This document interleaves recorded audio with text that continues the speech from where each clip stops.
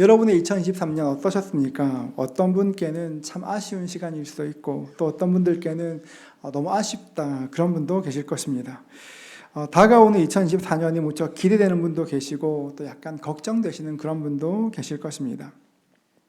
김난도 교수팀이 해마다 발행하는 트렌드 코리아 시리즈가 있는데요. 이번에 발행된 트렌드 코리아 2024의 서문에 이런 글이 있었습니다. 영국의 경제주간지 이코노미스트는 포스트 팬데믹 글로벌 경제는 모나리자 같다는 표현을 사용했다. 레오나르도 다빈치의 그림 모나리자는 웃는지 슬픈지 찡그리는지 알 수 없는 오묘한 미소로 유명한데 팬데믹 이후 세계 경제의 모습이 바로 이렇게 모호하다는 것이다. 이렇게 말하거나 설명하기를 우리나라 역시 그런 경기 하강 국면 속에서 모나리자의 모호함을 보이고 있다고, 이 불확실성의 허들을 어떻게 넘을 수 있을지 고민해야 된다고 이렇게 말하는 것을 읽었습니다. 이 책을 읽다가 그 모나리자의 모호함, 이 말이 참 마음에 와닿았습니다. 모나리자의 모호함, 알듯 말듯 참 어려운 것입니다. 오늘 본문에 나오는 에스라 일행도 꼭 이런 상황에 처해 있었습니다. 21절을 보면 그때 내가 아하와 강가에서 금식을 선포하고 우리 하나님 앞에서 스스로 겸비하여 우리와 우리 어린 아이와 모든 소유를 위하여 평탄한 길을 그에게 간구하였으니. 여러분, 지금 이 상황이 어떤 상황일까요? 남유다는 바벨론에 의해서 멸망당했고 수많은 사람들이 이렇게 바벨론의 포로로 끌려갔습니다. 70년이 지났습니다. 바벨론은 페르시아에 의해서 정복당하게 됩니다. 페르시아의 위대한 정복자 고레스는 사로잡혀온 모든 포로들에게 다시금 고향으로 돌아가라.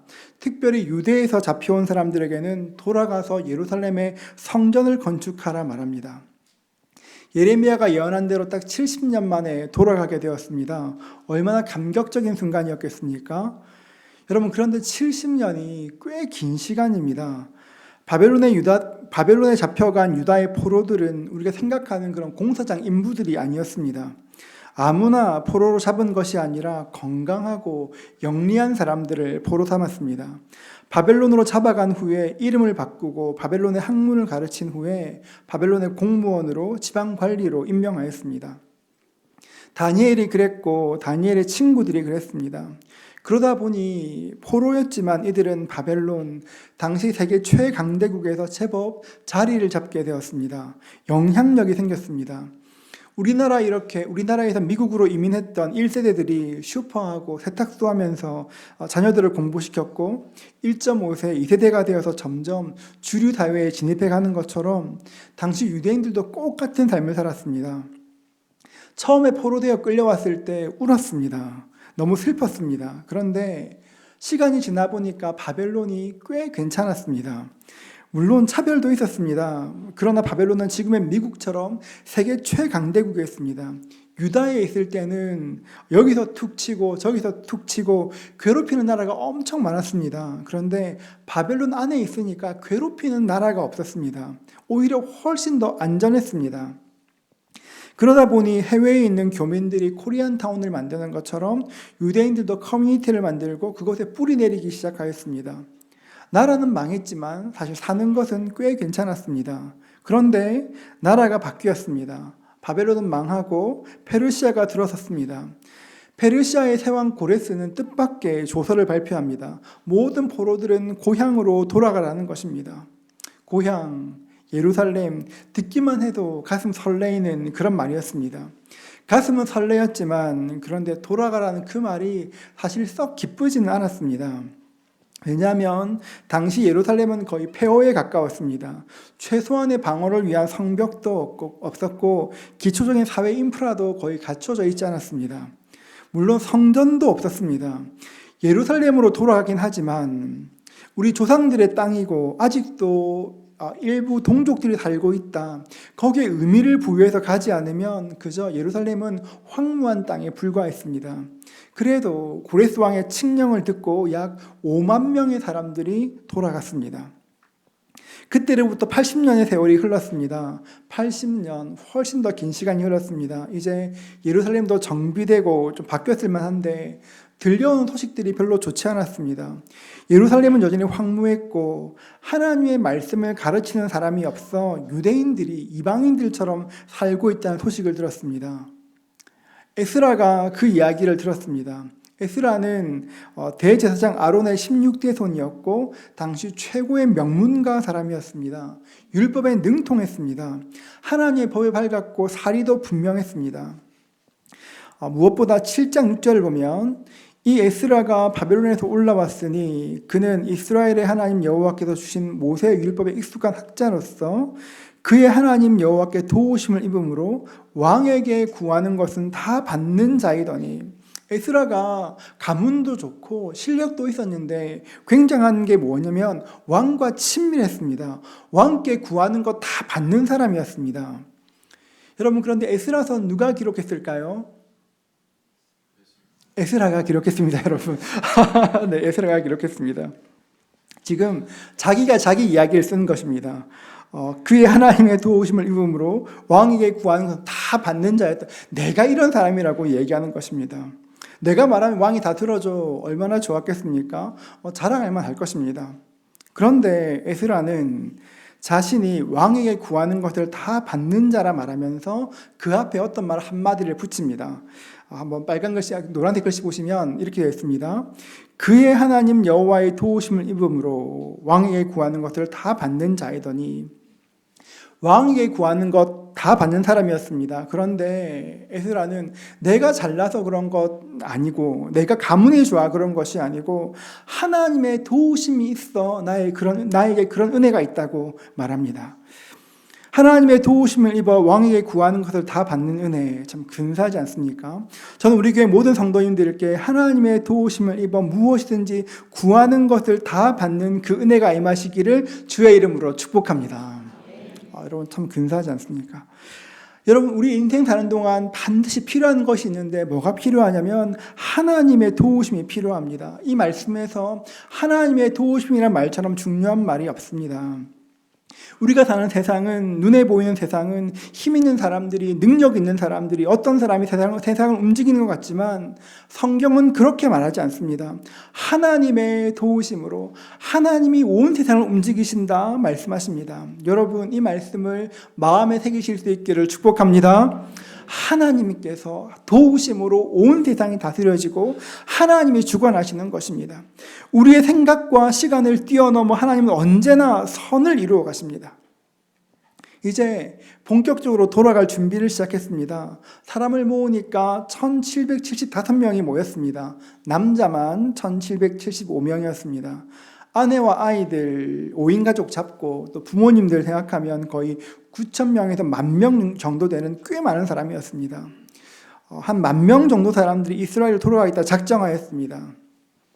지금 돌아가겠다는 사람들은 예루살렘의 상황이 별로 안 좋은 것 알고 있었습니다. 지금 에스라가 돌아가는 때가 포로로 잡힌 지가 벌써 150년이 지난 때입니다. 돌아가겠다는 사람들 중에 그 누구도 예루살렘에 대한 기억이 없습니다. 그래도 돌아가기로 결정했습니다. 굉장한 결심이었을 것입니다.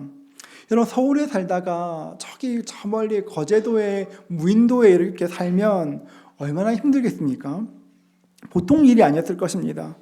당시 최강대국인 페르시아에서 안정된 삶을 살다가 예루살렘으로 돌아가는 것 진짜 어려운 결정이었습니다. 그런데 사실 이때 하나님의 섭리가 있었습니다. 2차 포로로 귀한 15년 전 페르시아 수산성에서 유대인들을 죽이겠다는 사람이 있었습니다. 하만이었습니다.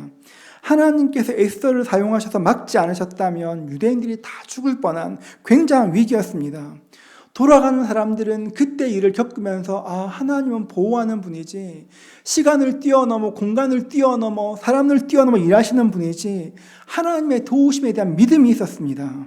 그 믿음 가지고 돌아가는 것입니다. 페르시아에서 예루살렘 가는 것은 이민 가는 것과 똑같습니다.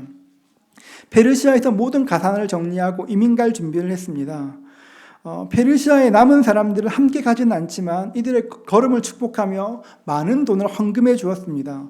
왕도 큰 돈을 헌금했습니다. 7장 22절을 보면 은은 100달란트까지, 밀은 100고르까지, 포도주는 100밭까지, 기름도 100밭까지 하고 소금은 정량 없이 하며 하라 되어 있습니다. 어느 분이 계산하신 것을 보니까 지금 돈으로 하면 거의 180억에서 200억 정도 된다고 합니다. 놀라지 않으시죠, 여러분? 네. 엄청나게 큰 돈이었습니다.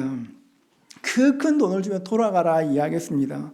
또 7장 24절을 보면 내가 너희에게 이르노니 제사장들이나 레위 사람들이나 놀이하는 자들이나 문지기들이나 느디님 사람들이나 혹 하나님의 성전에서 일하는 자들에게 조공과 관세와 통행세를 받는 것이 옳지 않으니라 하였노라 이야기합니다. 지금 돌아가는 유대인들은 페르시아를 위해 기도할 터이니 성전에서 일하는 사람들에게 조공과 관세와 통행세, 그러니까 세금을 다 면제해 주라 이야기합니다. 앞으로 세금 낼 필요 없다, 성전에서 일하면 세금 낼 필요 없다 말하는 것입니다. 파격적인 대우였습니다.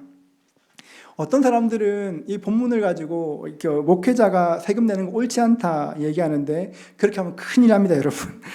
목회자도 국민이니까 세금 내는 것이 당연합니다. 우리 교회는 설립 때부터 모든 교역자들이 성실하게 세금을 납부하고 있습니다.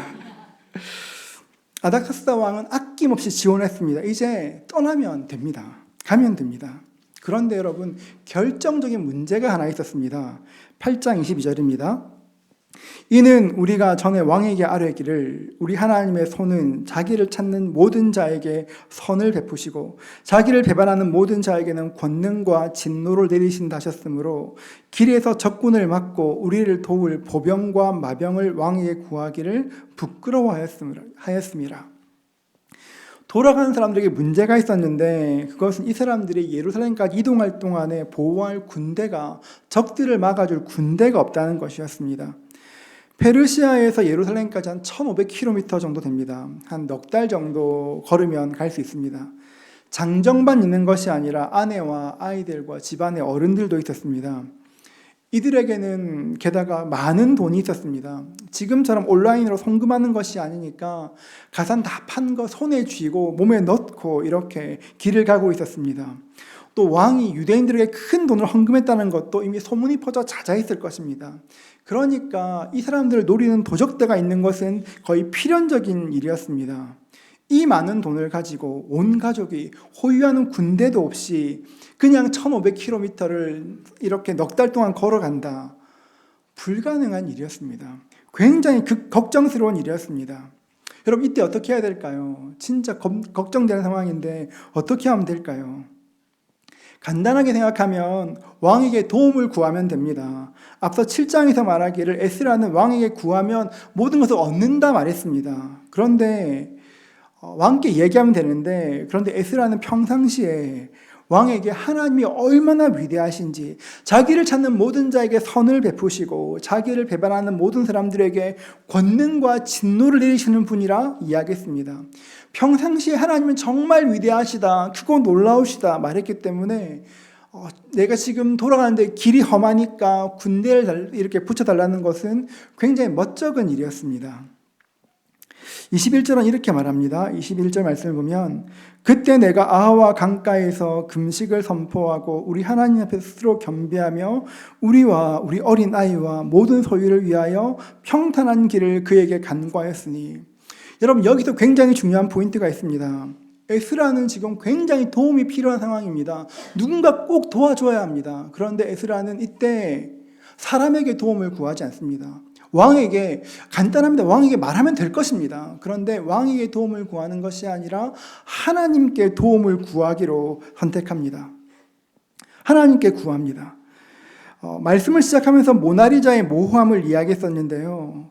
엄청난 재물을 가지고 1500km를 넉 달 동안 걸어간다. 과연 도적들이 가만히 있을 수 있을까? 호위하는 군대가 있다면 한번 덤벼볼 판인데 호위하는 군대도 없이 걸어간다. 잘 될 것이라는 생각보다는 안 될 것이다, 어렵다는 마음이 훨씬 많았을 것입니다. 에스라도 그랬을 것입니다. 함께 길을 떠나는 사람도 그냥 왕한테 한 부탁하지, 그런 마음 훨씬 더 많았을 것입니다. 그런데도 에스라는 왕에게 부탁하지 않았습니다. 왜 그렇습니까? 에스라가 왕에게 구하는 것을 다 받을 수 있었던 이유가 무엇입니까? 우리 7장 6절 한 번만 더 읽겠습니다. 7장 6절입니다. 이 에스라가 바벨론에서 올라왔으니 그는 이스라엘의 하나님 여호와께서 주신 모세의 율법에 익숙한 학자로서 그의 하나님 여호와의 도우심을 입음으로 왕에게 구하는 것은 다 받는 자이더니. 그의 하나님의 도우심을 입음으로. 에스라가 왕에게 도움받는 것은 하나님의 도우심 때문이었습니다. 사람의 도움이 가장 필요한 그 순간 에스라는 그렇지, 내가 사람의 도움이 필요한 것이 아니라 지금은 하나님 도움이 필요하지. 이 세상은 사람이 아니라 하나님 움직이시지. 에스겔의 마음에 이것이 작동하였습니다. 그래서 왕의 손을 내밀지 않고 하나님께 도움을 구하기로 결정합니다. 21절을 보면 이렇게 다시 말합니다. 그때 내가 아와 강가에서, 그 다음 보시면 금식을 선포하고 하나님 앞에서 겸비하여 우리와 우리 어린아이와 모든 소유를 위하여 평탄한 길을 그에게 간구하였으니, 모든 길을 두고 하나님의 도움을 구하며 금식하며 간구하였습니다. 여러분, 이것이 에스라가 하나님의 도움을 구하는 방법이었습니다. 21절 말씀에 보면 에스라가 구체적으로 3가지 제목으로 기도했다는 것 알 수 있습니다. 저는 에스라의 기도 제목이 우리 2024년 우리 모두의 기도 제목이 되었으면 좋겠습니다. 첫 번째는 평탄한 길을 달라고 기도했습니다. 우리와 우리 어린아이와 모든 소유를 위하여 평탄한 길을 그에게 간구하였으니, 에스라와 이스라엘 백성들에게 가장 필요한 기도였습니다. 이 기도는 구체적이고 절실한 기도였습니다. 하나님, 돌아가는 길을 지켜주십시오. 하나님의 은혜가 아니면 그 길을 갈 수 없습니다. 우리를 노리는 도적들이 엄청 많이 있습니다. 주님, 보호해 주십시오. 낯선 길을 가다 보면 아픈 사람도 생길 것인데 하나님, 아픈 사람 없도록 도와주십시오. 때를 따라 좋은 길잡이를 만나게 하셔서 우리의 마음을 지켜주십시오. 여러분, 지금 우리가 드려야 될 바로 그 기도 아니겠습니까? 하나님, 은혜로 2023년을 마무리하고 2024년을 시작합니다. 하나님, 우리가 걸어가야 할 길을 붙들어 주시옵소서. 확실한 건 하나도 없지만 하나님, 평탄한 길을 주옵소서. 하나님께 기도해야 되는 것입니다. 두 번째는 우리의 자녀들을 위해서 기도해야 합니다. 21절을 보면 우리와 우리 어린아이와 우리 어린아이들을 위해서 기도합니다. 요즘 세상이 참 많이 바뀌었습니다. 부모님 세대의 성공 방식이 자녀들에게도 그대로 통용될지가 굉장히 의문스러운 시대를 살아갑니다. 올해 5월에 월스트리트 저널에서 리포팅한 것을 보면 미국 내 청년들의 대학 입학률이 사상 최저로 떨어졌다고 합니다. 대학에 가는 학생들이 계속 줄어든다는 것입니다. 기사를 보면 미국에서 인구가 줄어들어 그런 것이 아니라고 말합니다. 그 이유를 보니까 대학 학위가 필요치 않는 고임금 일자리가 늘어나면서 학생들이 대학 진학을 포기하고 학위가 필요 없는 고임금 일자리로 간다는 것이었습니다. 세상이 많이 바뀌고 있습니다. 지금 우리의 상식으로도 자녀를 지도하는 것이 꽤 힘듭니다. 우리가 느꼈던 그런 상식이 아이들에게 상식이 아닌 것이 너무 많습니다. 요즘 아이들의 감정 문제도 쉽지 않습니다. 쉽게 분노하고 쉽게 낙심합니다. 우울증 때문에, 무기력증 때문에 고생하는 가정들이 얼마나 많은지 모릅니다. 자해, 자살 충동, 왜 그런지는 모르겠지만, 어떻게 해야 돌이킬 수 있는지 모르겠지만, 여러분, 아이들에게 이런 일들이 일어나고 있습니다. 여러분, 이런 일이 있을 때 어떻게 해야 될까요? 물론 아이에게 관심 많이 기울여야 됩니다. 아이를 잘 도와줘야 됩니다. 마음을 읽어야 됩니다. 여러분, 그런데 그보다 앞서 해야 될 일이 있습니다. 뭔지 아십니까? 하나님께 마음을 다해 기도하는 것입니다. 하나님, 우리 아이를 지켜주십시오. 우리가 학교에 갈 수 없지 않습니까? 우리가 군대에 갈 수 없지 않습니까? 하나님, 우리가 직장에 갈 수 없지 않습니까? 하나님, 우리 아이들의 앞길을 우리 아이들과 동행하여 주시옵소서. 주님, 붙들어 주시옵소서. 하나님께 기도해야 되는 것입니다. 제가 이렇게 이전 교회에서 제자 훈련을 할 때 어느 훈련생 중에서 아이가 좀 어려운 가정이 있었습니다.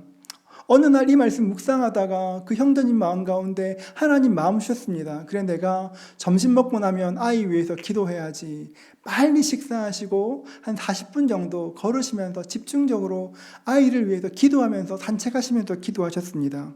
그렇게 1년 반을 기도했습니다. 여러분, 하나님께서 그 가정을 도우셨습니다.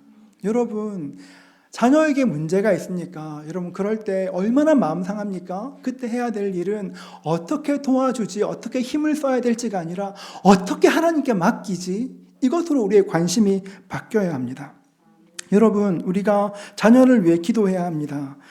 자녀들 때문에 걱정하면 걱정만 늘어나지만 하나님께 기도하면 하나님이 돌보실 것입니다.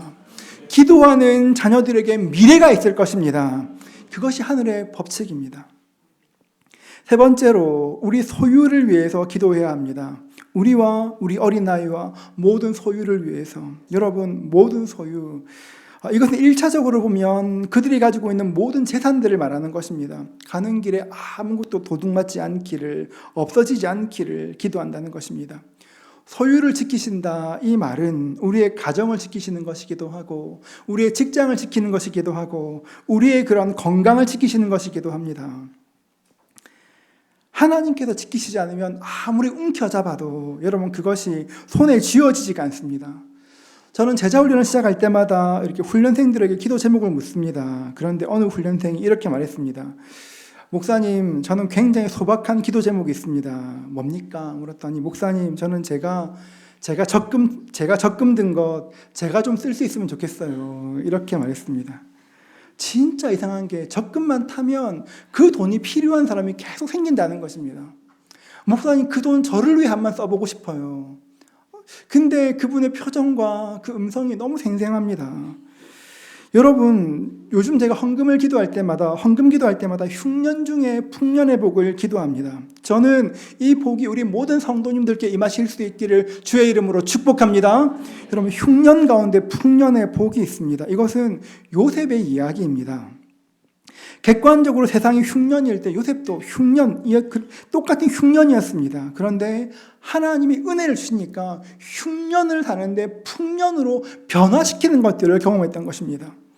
우리가 소유를 위해서 기도하는 것, 재산 위해서 기도하는 것은 세속적인 것도 아니고 부끄러운 것도 아닙니다, 여러분. 우리 주님은 우리의 양식에 관심 많으십니다. 그러니까 주기도문에서도 말씀하실 때 일용할 양식을 구하라 말씀하지 않으십니까? 여러분, 그런데 꼭 기억해야 될 것이 있습니다. 여러분이 움켜잡는다고 절대 쌓이지 않습니다. 많이 경험하셨겠지만 움켜잡는다고 쌓이지 않습니다. 여러분, 하나님께서 기회 주실 때, 어려운 이유 보게 하실 때 여러분 움켜쥐지 말고 기꺼이 흘려보내십시오. 나누십시오. 그럴 때 하나님이 그것을 바꾸셔서 선이 되게 하시는 역사를 보게 될 것입니다. 이런 것들을 경험해야 되는 것입니다. 에스라는 가는 길이 평탄케 해달라고 자녀를 위해서, 모든 소유를 위해서 하나님께 간절히 기도하였습니다. 그런데 이 백성들이 간절히 기도할 때 어떻게 기도했는지 아십니까? 벌써 표정들이 안 좋아하시는데 금식하며 기도했습니다. 금식하며 기도했습니다. 이스라엘 백성들이 금식한 이유가 무엇입니까? 에스라는 길을 떠나기 전에 하나님의 도우심이 필요한 건 너무 잘 알고 있었습니다. 그런데 여러분, 하나님의 도우심이 있는데 금식만큼 좋은 것이 없습니다. 우리가 먼저 알아야 될 것은 금식은 하나님을 위한 것이 아닙니다. 하나님, 우리가 열심히 금식한다고 해서 우리를 더 좋은 사람으로 여기시거나 영적으로 너 참 괜찮다 말씀하지 않으십니다. 하나님께서 우리가 어떤 사람인지는 오직 예수님을 통해서만 판단하십니다. 예수께서 십자가를 죽으셨기 때문에, 그 피로 우리를 덮으셨기 때문에 우리는 충분히 의로운 존재가 되었습니다. 금식이 우리의 신분에 영향을 주지 않습니다. 금식은 우리를 위한 것입니다. 금식을 통해 우리의 영을 더욱더 강하게 하고 육신에 대한 절제를 배워서 하나님께 더 가까이 나가기 위해서, 기도에 집중하기 위해서 금식하는 것입니다. 금식하면 어떤 분들이 말씀하십니다. 너무 힘들어요. 당연합니다, 여러분. 당연하다. 금식하면 몸은 약해지지만 우리의 영은 훨씬 더 민감해지는 것입니다. 우리가 금식할 때 어떤 일이 일어날까요? 이사야 58장 6절은 이렇게 말합니다. 같이 읽습니다. 내가 기뻐하는 금식은 휴각의 결박을 풀어주며 멍에의 줄을 끌어주며 압제당하는 자를 자유하게 하며 모든 멍에를 꺾는 것이 아니겠느냐. 우리가 금식할 때 우리에게는 흉악의 결박이, 특별히 습관적인 죄가 끊어지는 은혜가 임할 것입니다. 그뿐 아니라 우리가 금식하는데 다른 사람에게 매여 있는 압제당하는 자가 자유케 되는 그 은혜가 임하게 되는 것입니다. 성경이 그렇게 말합니다. 금식하면 내가 자유로워지고 또 다른 사람이 자유로워진다고 이야기합니다. 다니엘서 10장 13절은 이렇게 말합니다. 우리 같이 한번 읽어볼까요? 그런데 바사 왕국의 군주가 21일 동안 나를 막았으므로 내가 거기 바사 왕국의 왕들과 함께 머물러 있더니 가장 높은 군주 중 하나인 미가엘이 와서 나를 도와주므로. 다니엘이 하나님께 기도했을 때 첫날부터 응답을 보내셨습니다. 그런데 악한 영이 응답을 가로막았습니다. 그런데 하나님께서 미가엘 천사를 보내셔서 악한 영을 물리치셨고 응답해 주셨습니다. 금식할 때 어떤 일이 일어납니까? 막혔던 기도의 응답이 임하는 것들을 보게 될 것입니다. 우리가 금식하며 기도할 때 막혔던 기도, 막혀있던 응답이 풀리게 될 것입니다. 우리가 이 땅에서 우리의 몸을 약하게 하며 하나님께 기도할 때 하늘의 일이 땅에서 이루어지는 것들을 보게 될 것입니다. 영적인 은혜가 땅에서의 승리로 은혜로 변화될 것입니다. 금식을 통해 이런 은혜가 임하게 되는 것입니다. 그런데 다니엘서를 읽어보면 다니엘의 금식은 우리의 금식과 우리 생각과는 좀 다릅니다. 다니엘서 10장 3절은 이렇게 말합니다. 세일에가 차기까지 좋은 떡을 먹지 아니하며 고기와 포도주를 입에 대지 아니하며 또 기름을 바르지 아니하니라. 다니엘이 금식했다고 말하는데 고기와 포도주를 입에 대지 않고 기름을 바르지 않았다 말합니다. 그러니까 이게 다니엘의 금식입니다.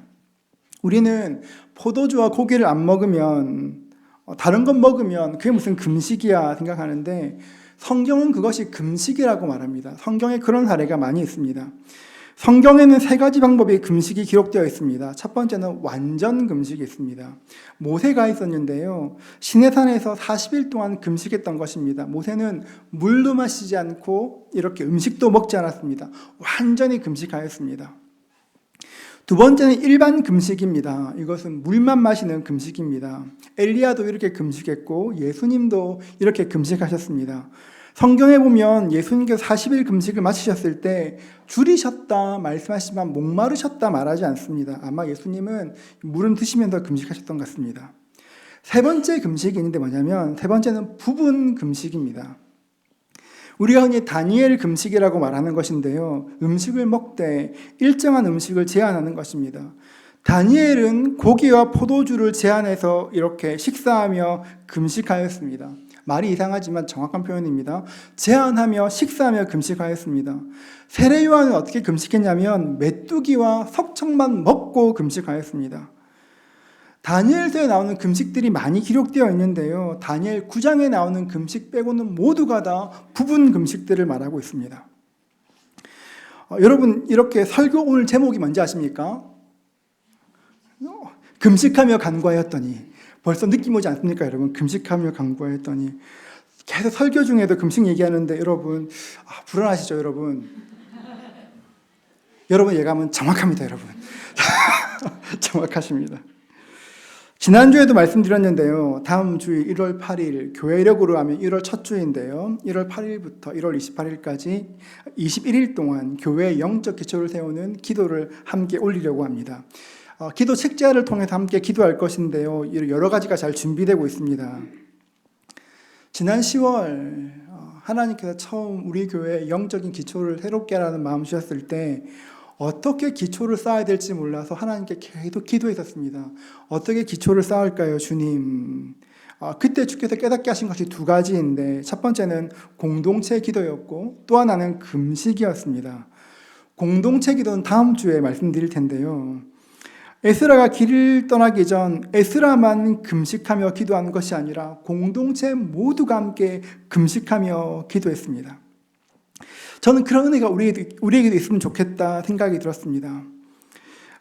저는 여러분이 그런 금식의 마음이 있으면 좋겠습니다. 여러분 이따가 아멘 하실 거예요, 여러분. 여러분 금식이 쉽지 않습니다.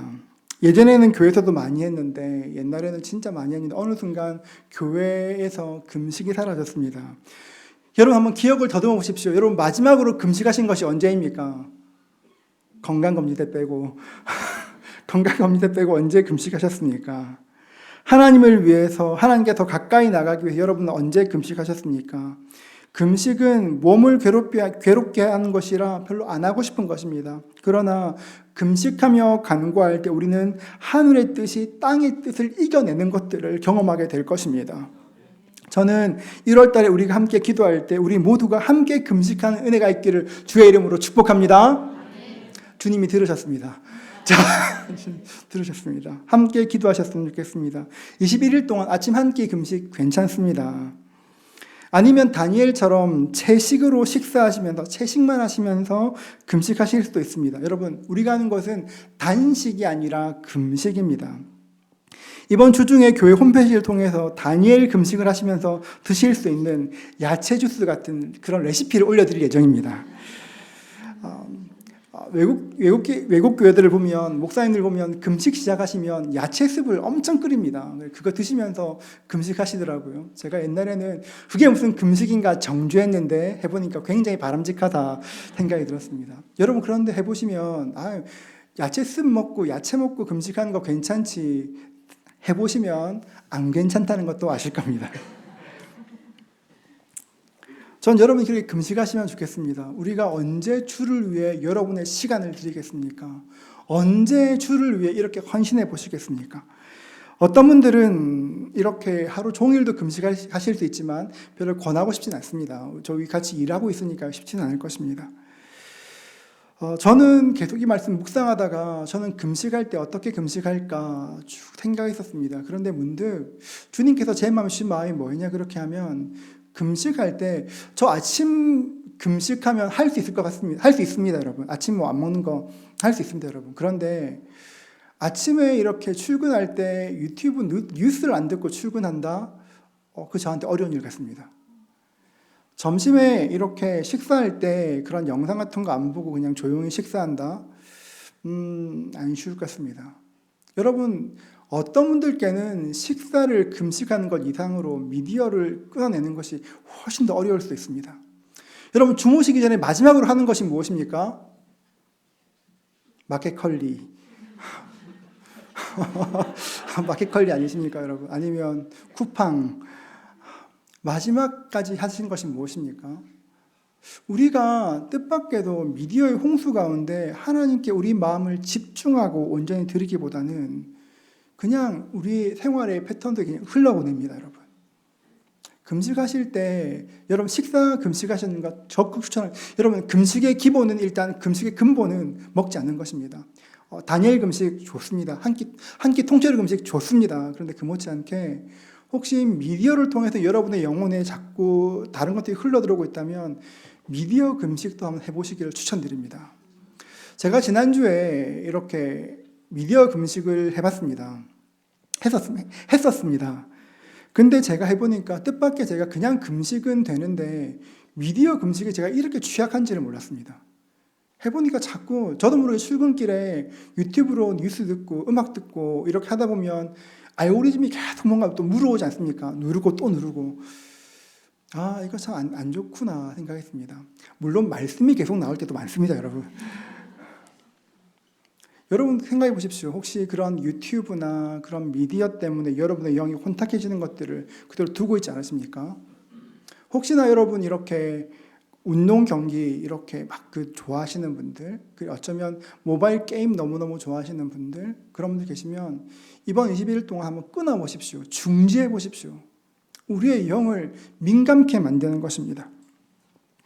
우리가 이렇게 기도할 때 영혼에 힘이 생길 것입니다. 제가 참 신기한 것이 지난주 한 주 미디어 금식하는 가운데 하나님께서 참 많이 은혜를 주셨습니다. 물론 너무너무 어려웠지만 이렇게 하면 되겠다, 그런 생각이 생겼었습니다. 저는 이번 영적 기초를 새롭게 하는 기도를 통해서 금식을 통해서 우리의 영혼들이 온전히 새로워진 은혜가 있기를 주의 이름으로 축복합니다. 여러분, 그 은혜 있을 겁니다. 기도회는 다음 주에 시작되고 공동체 기도 다음 주에 얘기한다는데 먼저 금식부터 얘기한 이유가 뭘까요, 여러분? 금식하기 위해서는 계획을 세워야 되기 때문에 그렇습니다. 여러분, 휴가 떠나실 때 미리 계획하지 않습니까? 휴가 갈 때 미리 계획하고 필요한 것들을 준비하시는 것처럼 다음 주부터 금식하기로 작정하셨다면 이번 주에 꼭 생각하셔야 될 것이 있습니다. 어떻게 금식하는 것이 좋을까? 한 끼를 통째로 굶을까? 아니면 하루는 그냥 하루 종일 금식해 볼까? 아니면 아침에는 야채 주스 같은 거 마시면서 금식할까? 나에게 미디어 금식은 필요하지 않나? 휴가를 준비하는 것처럼 어떻게 금식할지를 미리 생각하고 계획을 세우십시오. 그리고 한번 실험해 보십시오. 내가 미디어 금식 시작한다? 내가 어떻게 그 없이 살 수 있을까 한번 해보십시오, 여러분.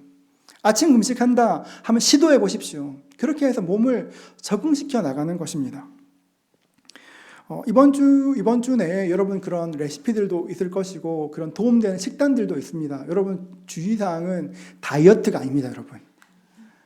제가 금식을 해보면서 느낀 건데요, 여러분 금식한다고 살이 좀처럼 빠지지 않습니다. 안타깝죠, 여러분.